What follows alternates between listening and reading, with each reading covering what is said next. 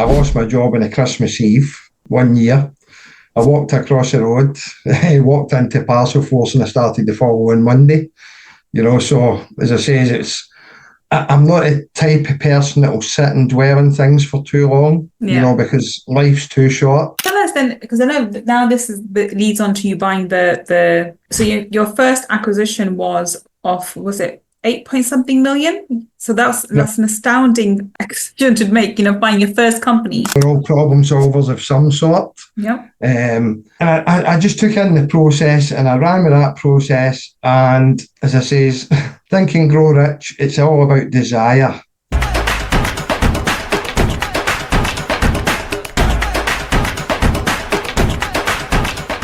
Welcome. This is Gull Khan, your money mindset expert. And today I'm so excited. I have one of my friends, someone I sort of met during one of my courses, and we became really good friends, and someone I admire, and someone I learned a lot from in my journey and in the new world that I'm in now in M&A. And so I'm here talking today to Phillip Leitch. Welcome, Phil. Hi, thanks for having me, Gull. I'm so happy to be talking to you, Phil. This has been a long time coming, so I'm so excited. Phil, everyone's heard your intro. They know how wonderful you are, but please, in your own words, tell everybody what it is that you do. Well, currently, I've started university full-time doing business and marketing, and we've also started up a business called Founders Lounge Stock Club with Charlie Fadden, which you also know from the course. Yeah. So Charlie and I decided earlier on this year, we put our heads together and we thought, how can we help people? And this is what we came up with. We started Founders Lounge, aimed at startup founders and also people in business to upskill their skills. Absolutely wonderful. So, Phil, I know your personal story because we're friends, but I want you to sort of share with our audience, what is your background and how did we end up in the same course? What led you to this complete different area of your life from where you started originally? Well, school, I didn't really like school, I was always competitive, joined all sorts of clubs, always wanted to win things, it didn't always happen, but, that's just where I was. At an early age, about 13 years of age, I got a paper round, first thing in the morning. Then about 14, I took on a bacon run, where I sold bacon to people. And then about 15, I also took on delivering the free press to people, So you've been doing work from an early age? Pretty much, yeah. Turned the age of 16, as I says, absolutely hated school, just didn't like it, didn't like the environment, what they were teaching us, etc., etc. So I ventured out into the business world. I got my first job at 16. I worked in the shipyards up in Clydebank, in the post room. I ran around the yard delivering project plans, mail, anything and everything, yeah. Anything and everything. About 6-7 months into that, I got the opportunity of an apprenticeship, being a surveyor. Went into that, and about a year and a half later, that business actually got liquidated. It ran out of money. So I went from there to the Royal Mail, and I was a postman. I passed my driving test at the age of 18, and then I went looking towards an agency and started work as a courier. From there, I've had all sorts of different stages in my life, some that I'm not proud of, but as I say, I don't regret it because it's part of what... It's made you who you are. So, I know from our discussions from beforehand, you've had so many different jobs in so many different sectors and so many different areas.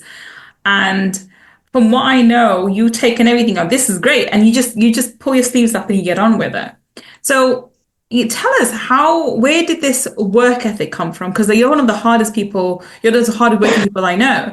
And I know, especially in the M&A sector, buying businesses and, building businesses and growing the groups as we do, it's it's incredibly rewarding, but even more harder. It's incredibly difficult. It really is. And it really tests your courage, your ability to move forward from day to day at times, because things can fall apart so quickly without you being your fault, because you are literally taking on someone else's baby and you inherit all the problems.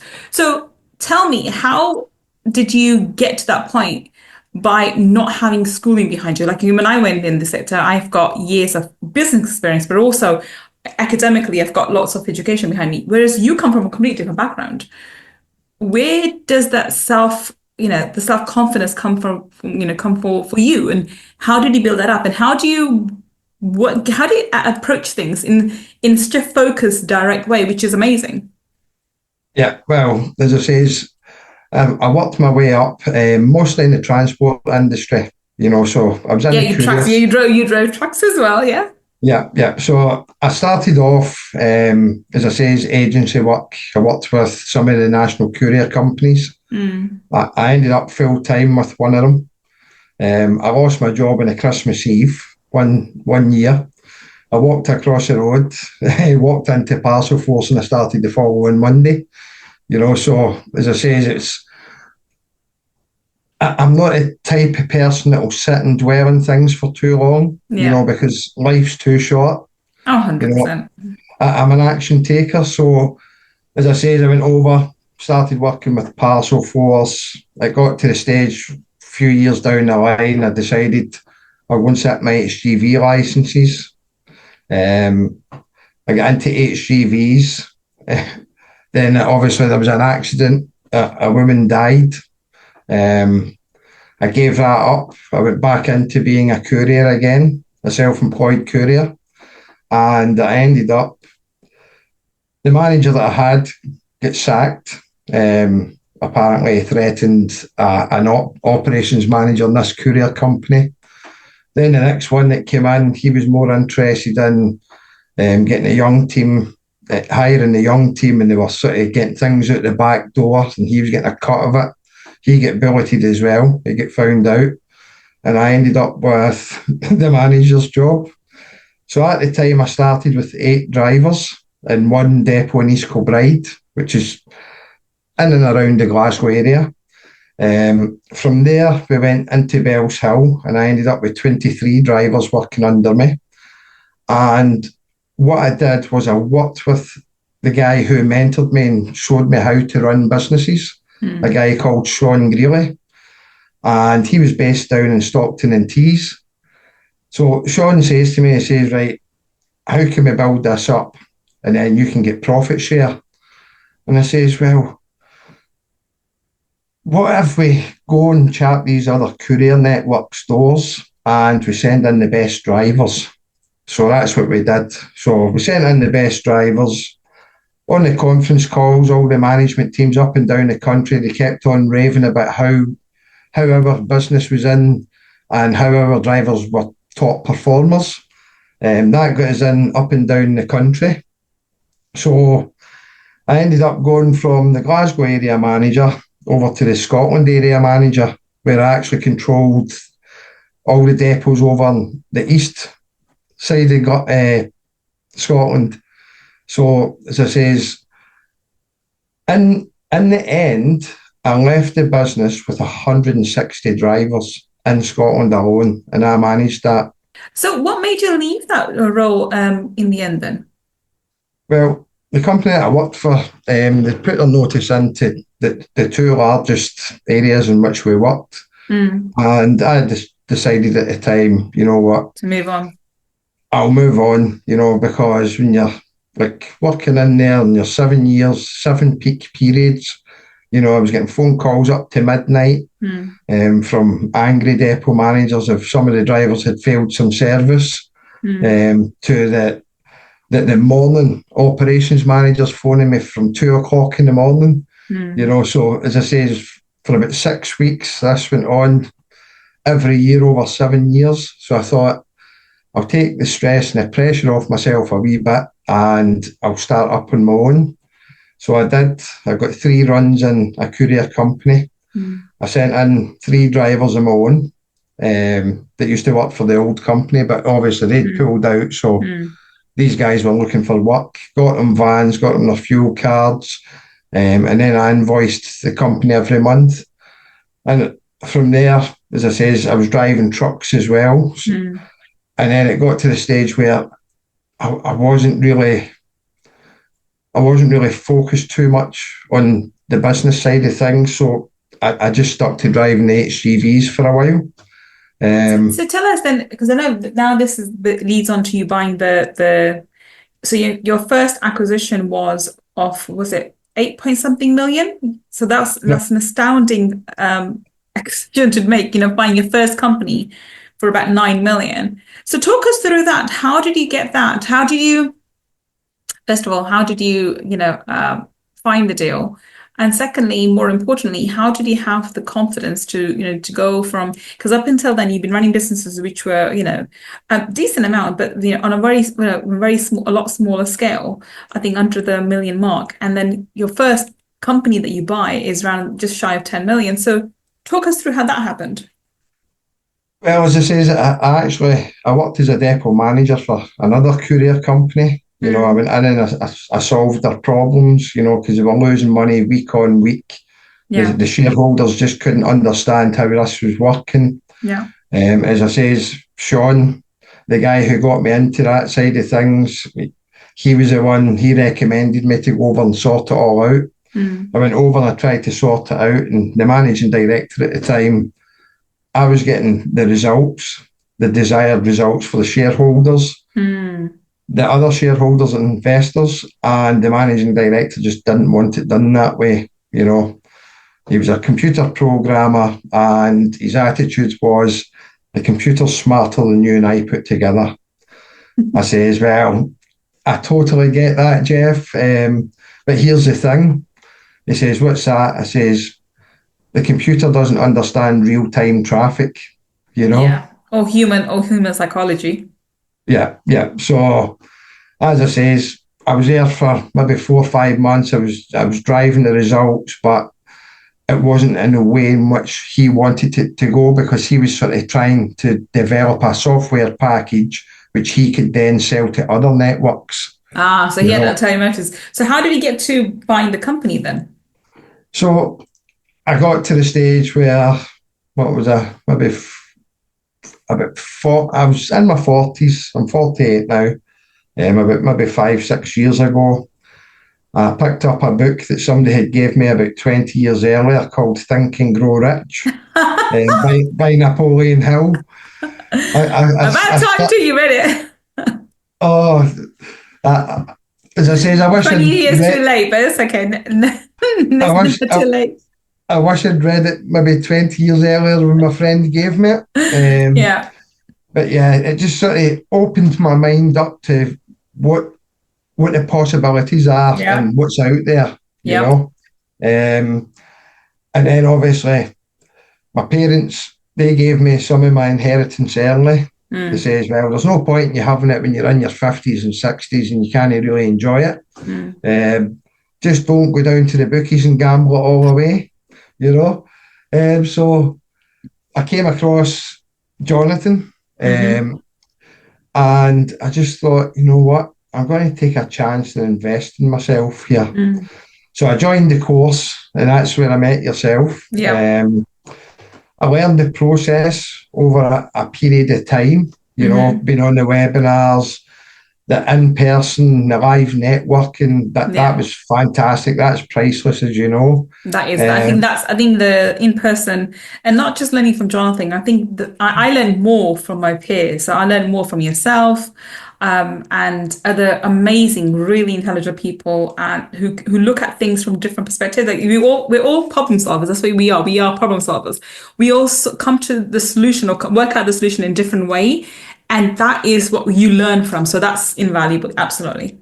Yeah. It's so many times I went to Jonathan's courses, and as I says, it was just I was getting golden nuggets every time I turned up. Different speakers, different attitudes, different ways of looking at things. As you say, we're all problem solvers of some sort. And I just took in the process and I ran with that process. And as I says, Think and Grow Rich, it's all about desire. You've got to want to desire it enough. Yes. So, for me, the only equation they never teach at school, which is the most important in life, is desire plus persistence equals success. 100%. Persistence is without doubt is the missing key. People can have the desire, but if they're not persistent with it, and it has to be over a certain period of time, I have to add that in. And the bigger the goal, the longer you have to stick to it. You can't. I think everything is achievable if you're persistent. Yeah, definitely, as I say. So I remember us sitting in, and we were actually, Jonathan asked us to sit there, and what was the goal? What was the end goal? So I came up with a figure. I don't know if I should say it here. 50 million. That's what I wanted as an exit plan. We talk about 100 million billions here, so we can discuss 50 million. That's not a problem at all. So that was my goal. And then the thing was, he turned around and says, right, reverse engineer that goal. And I sat there and I thought to myself, why are we reverse engineering it? That's where I want to get to. But it wasn't until I started working the steps back. Yeah. How many multiples of EBITDA do you sell in your industry to the likes of venture capitalists, hedge funds, and so on? That came up with 2.25 million EBITDA. So I thought that's achievable, and I started heading towards it. But as you know, I think I signed seven heads of terms documents. Over like a 2-year period. Very time consuming because you're sitting there and you've got your head into numbers all the time. You're looking at asset lists. You're looking to see if the numbers stack up before you can even make an offer in these businesses. It seems. I think the reason why not many people do what we do is because it is very mentally exhaustive. You have to look at the finances. You have to look at, and then you have to look at the human dynamics. Who's running it? Who will run it once those, the current directors leave? Because you don't want another job. And again, are you able to make the business sustainable or grow? The idea is for growth because you have to have growth. Otherwise, how are you going to sell it as a multiple, right? And being able to do all that, and then having to deal with those dynamics of those sellers, whether if they stay on for as an earnout or if they leave and they still give you headaches afterwards. There's so many things to juggle. And if you're signing 7 heads of terms, that's just unbelievable. The amount of negotiating and talking and talking through and coming to an agreement. Signing head of terms is just the first step, but then when getting to that is just a nightmare at times. Yeah. Well, as I say, about 150,000 in due diligence costs later, deals fell apart for different reasons, that's something that's fine. I think at the end of the day, it comes down to whether you can really push things over the edge. I know I've done that recently. We literally were on the 11th hour signing on, completing our second acquisition. And on the 11th hour, and I didn't even change. The terms I had in the heads of terms, I stuck to it. Most buyers would actually negotiate after DD, after legal and accounting DDs, due diligence, and would find ways to, lower the price or change the terms in their favor and whatever. I don't do things like that. I'm very honest and upfront. Unless there's a general reason for it, I'm not going to go and negotiate just for the sake of it. That's where me and Jonathan are very poles apart. He does all those tactics and I do none of those. So I'm like, no. I'm going to stick to the, being very honest and authentic and real. And if it works, it works. And I thought, everything's going well. On the 11th hour, one of the director goes, no, I'm not happy with the terms. I want 2/3 now, whatever else now. And I want everything in within 1 year. I'm like, I can't afford to do that. I spent ages trying to figure out the numbers with my accountant to give this to you. Are you kidding me? Seriously, on the 11th hour when we're literally supposed to sign on Friday, on Monday, I was like, I'm sorry, I'm not signing. I'm like, Oh my God. So the point I'm making is you can do everything correctly, do everything to make it a win-win situation, and yet it's human psychology. The greed it's nothing more than just greed. So greed comes in and things can fall apart. So at the moment, at this moment in time, I don't know if that deal's going to go through. And I spent money on legal DDs and accounting DDs. And all the time, like the last 6 months I've been investing since March, working on this deal since March. As we speak right now, I have no idea if we're going to go ahead. So that's okay. That's all part and parcel, Phil. Yeah. As I say, there's many different things that can throw a spanner into the works, so to speak. Yeah.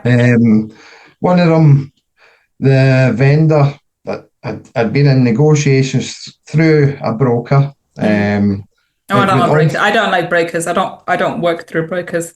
No. Well, as I say, I'd sent the letter. The vendor gave it to the broker. The broker reached out to me and says, you've sent my client a letter. He is interested in selling his business. Would you like to have a chat? So I says, okay. So as I say, the business was in Scotland. It was fairly close to where I am. We went 6, 7 months down the line. I'd says to the broker, make sure he gets advice from his accountant and finds everything out. So we'd spent our 7 months. We gets to the week before. The vendor eventually speaks to his accountant, who told him, because you're a sole trader business and you've had the capital gains up front, you're now in a balance in charge of, I think it was 45 or 47%. So then the deal changed at the last minute. They wanted to, instead of me giving $1 million for the assets, it was 400,000 for the assets and 600,000 in goodwill. But then that would have landed me with, at the time, 150,000 of a corporation tax bill, which meant that the deal wasn't achievable then because it couldn't finance that as well. So, but to pull out of that, but as I say, you live and learn. But yeah, I don't give you brokers. Yeah, I mean, I think this is the lesson that we both learned. It's you can do everything by the book correctly and I now that I'm in this world, I don't know many people who are like me and you, right? Who are honest, upfront, and doing things with integrity. There's a lot of shoddy business people out there, but then I think those are the ones who are not successful eventually because they do fall flat on their face. And if you cheat someone out, it's karma. You cheat someone at one thing, it will be done to you. So I think the honest and integral people are the ones who get ahead in life. I personally believe that. But it doesn't mean that, just because you're honest, people who are, on the opposite side will be honest and abide by the same rules. So I think that's the world of the business. It is what it is. But I do believe that as long as you have confidence in yourself, and you do, and I do, this is why people like you and I get ahead. And whenever life throws off the horse kind of a thing, we sort of get up, dust ourselves off and get back on the horse. And I'm like, okay, I'm going for a ride again. So just wrapping this up, what's the one lesson? I know that the 10 million deal that you did, it was, and then in the end he ended up closing the business for various reasons and no fault of your own. This is when the oil prices hit the sky and whatever else, and the interest rate went through the roof. So invoice financing went from being 2.5% to like 8-9% or something ridiculous. So you had so many things come at you left, right, and center. And I witnessed this. So hats off to you. And you stood the ground, tried to do your best to keep the business going. But in the end, it just wasn't meant to be because you drive trucks and the fuel prices were at sky high because Russia just attacked Ukraine and we had all that malarkey and, everything stopped, whatever else. What's the one lesson that you learned? Because I know you, even though everyone around was like, oh, this has happened to Phil, or everyone's really shocked that this happened to you, but it was just, there's nothing that you could have done. There's absolutely nothing you could have done. It's sometimes it is what it is. But you got up, I remember speaking to you on the phone, you got up and you just, okay, this is fine, I'm going to be fine, I'm going to do this now. And you just got up and started doing something else. Tell me, how did you get that self-confidence? Where did that ability come from for having such a big knock? Like you had an amazing company, you did everything and you did everything correctly, yet circumstances were such which were beyond your control, which meant you had to close that business and let go of your staff. And I know that you got a lot of bad thing that, oh, you mismanaged or whatever, because I know you didn't. But people talk, people, obviously staff members when they lose their jobs, they're all going to blame they're going to blame the boss, isn't it?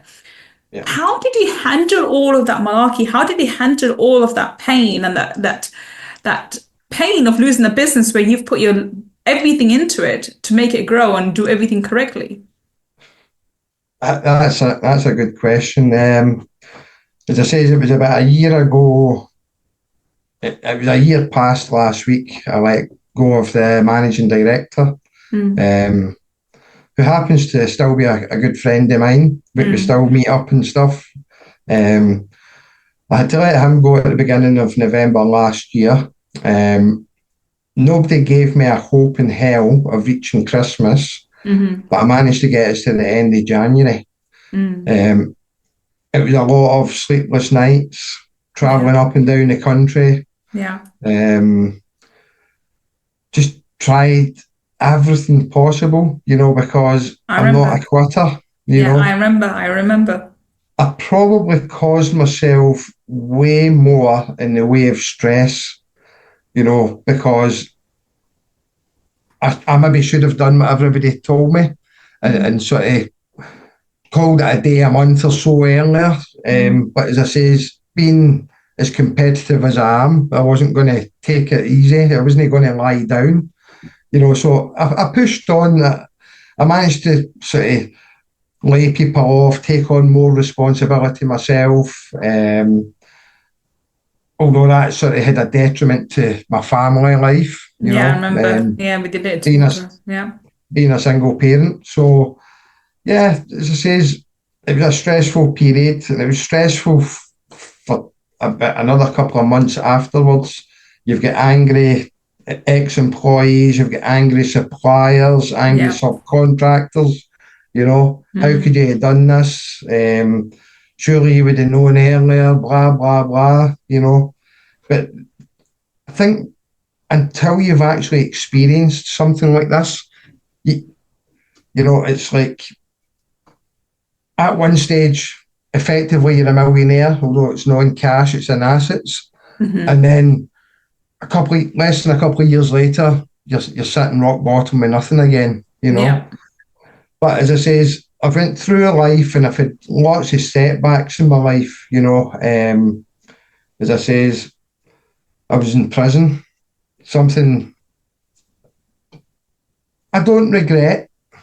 I shouldn't have done it, but I don't regret it because, as I say, it's made me the person that I am today.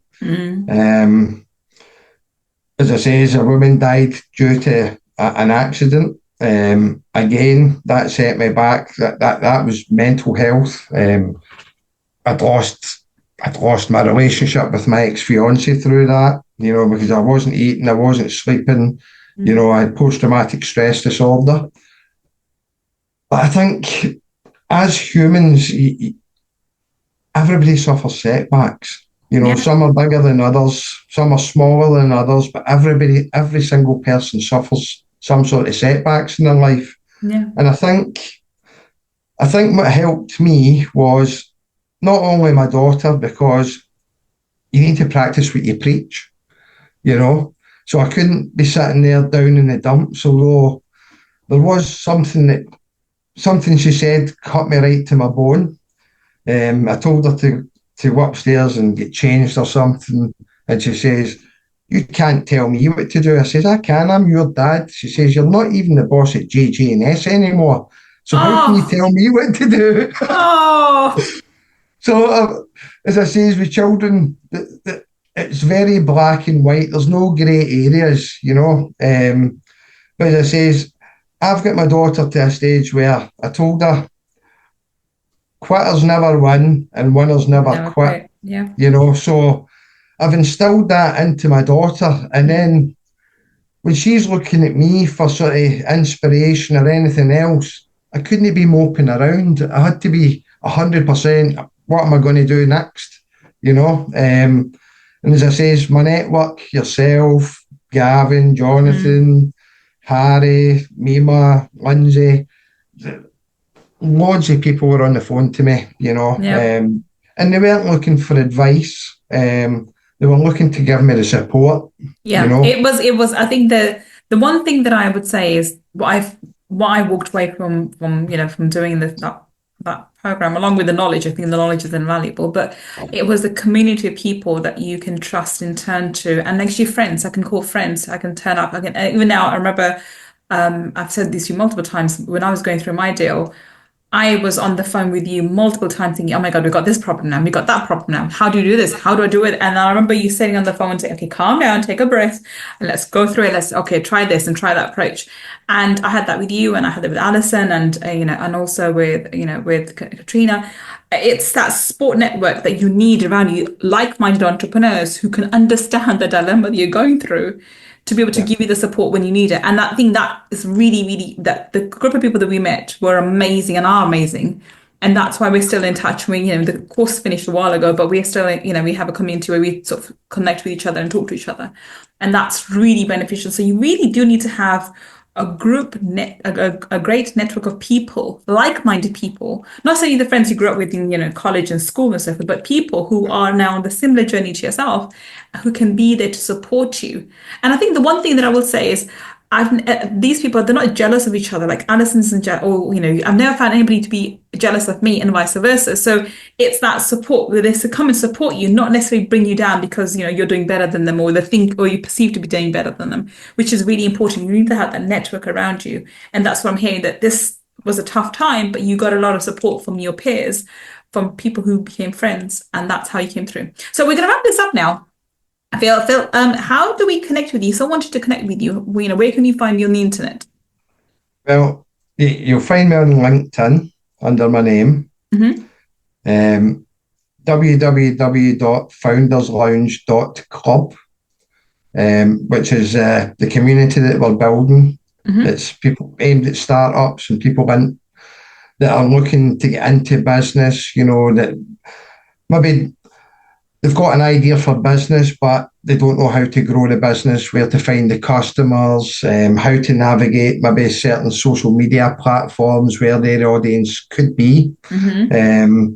There's business intelligence, e-commerce, entrepreneurship, social media, and marketing. So it's a digital education platform, but we'll also be holding live events. So we've already held the first one. We held that at the British Computer Society's offices in London. We collaborated with them. The next one is 18th of January. I'm not going to tell you where because at the moment we're still working on it.